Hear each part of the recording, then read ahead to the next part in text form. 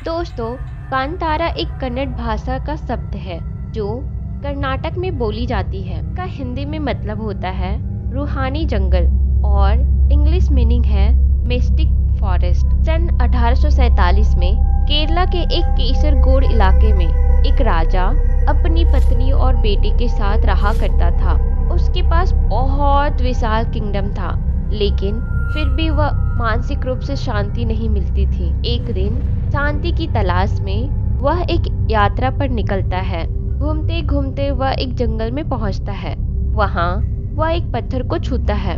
उसे छूते ही राजा को अपार शांति का एहसास होता है। वह उस पत्थर को लेने लगता है, लेकिन तभी वहां उस पत्थर का मालिक पंजूर्ली देवा प्रकट होता है।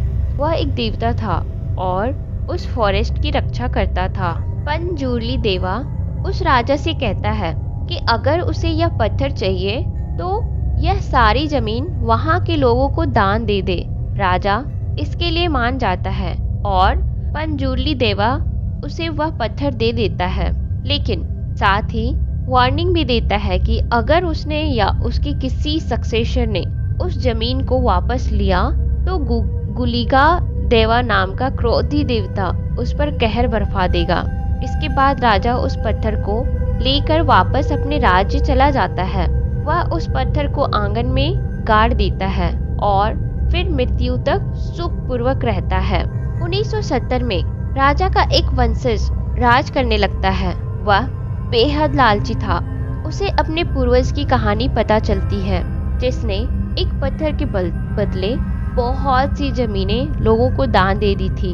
वह जमीन वापस लेना चाहता था, इसलिए वह एक दिन भूता काला, जो देवता के लिए किया जाने वाला केरला का आदिवासी डांस था, का आयोजन करवाता है।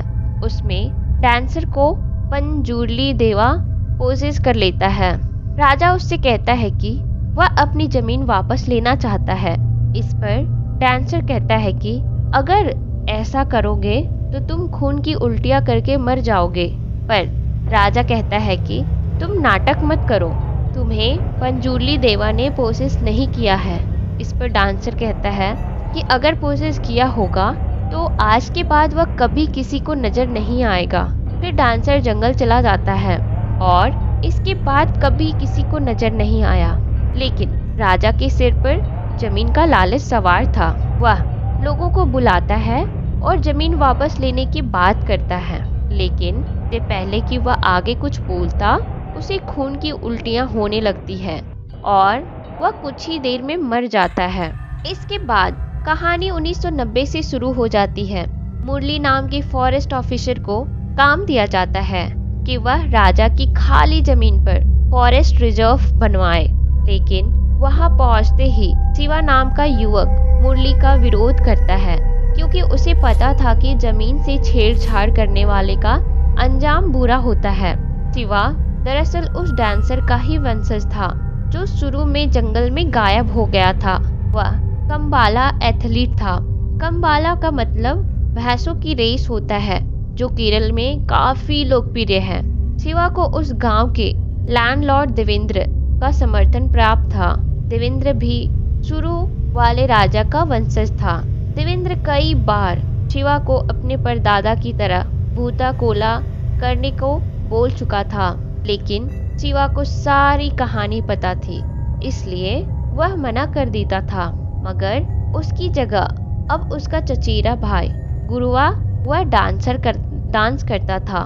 इसी बीच शिवा गांव की लड़की लीला से प्यार करने लगता है। एक दिन वह देवेंद्र से बोलकर लीला को भी फॉरेस्ट गार्ड की जॉब दिलवा देता है। एक दिन मुरली फॉरेस्ट रिजर्व के लिए चिन्हित की गई जमीन की फेंसिंग शुरू करवा देता है, लेकिन गांव के लोग इसका विरोध करते हैं। इस पर पुलिस और फॉरेस्ट गार्ड उन पर लाठी चार्ज कर देते हैं, जिनमें लीला भी शामिल थी। जब शिवा को पता चलता है कि ये सारी कहानी के बारे में, तो वो लीला से नाराज हो जाता है, लेकिन वह कहती है कि उन्हें ऑर्डर मिला था, अगर वह ऐसा नहीं करती तो उसकी जॉब चली जाती। वक्त के साथ मुरली और शिवा का झगड़ा बढ़ता जाता है।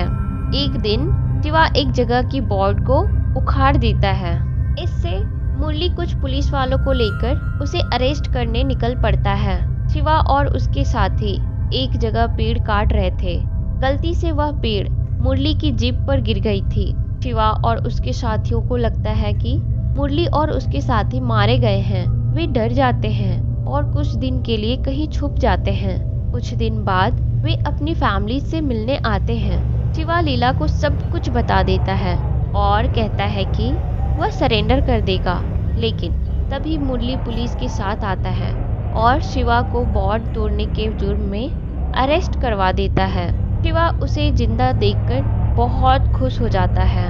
उधर गुरुआ देवेंद्र के पास जाता है और कहता है कि शिवा को जमानत पर छुड़वा लाए, लेकिन देवेंद्र उसे पैसों का लालच देकर कहता है कि सारे गांव के सामने बोले कि उसे पंजूर्ली देवा ने पोसेस किया है और गांव वाले राजा की जमीन देवेंद्र को वापस कर दे। लेकिन गुरुआ इससे मना कर देता है। देवेंद्र गुस्से में उसे मौत की घाट उतार देता है।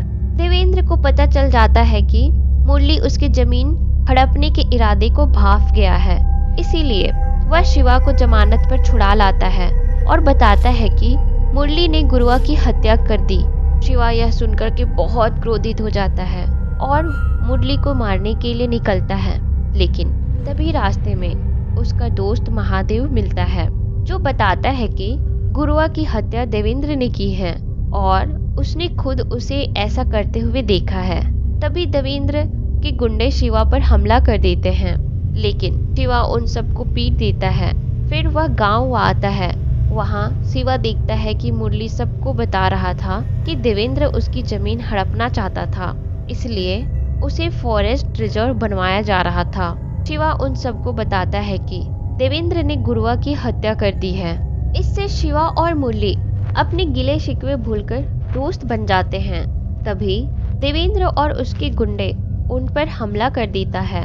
इसमें बहुत से गांव वाले मारे जाते हैं। शिवा और मुरली भी बुरी तरह से घायल हो जाते हैं। देवेंद्र शिवा की हत्या करने ही वाला था कि तभी शिवा का सर पंजूर्ली पत्थर से टकरा जाता है। ऐसा होते ही गुलिगा देवा उसे पोजेस कर लेता है। इससे शिवा बेहद खतरनाक होकर के उठता है और फिर देवेंद्र और उसके गुंडे को मार देता है। कुछ महीने बाद शिवा भी भूतक कोला डांस करता है, जिसमें पंजूर्ली देवता उसे पोजेस कर लेता है। फिर वह सबको आशीर्वाद देता है और जंगल चला जाता है और फिर कभी किसी को नजर नहीं आता। अंत में शिवा और लीला का बेटा एक बूढ़े से अपने पिता के गायब होने की कहानी पूछता है। बूढ़ा व्यक्ति उसे पूरी कहानी शुरू से सुनाने लगता है।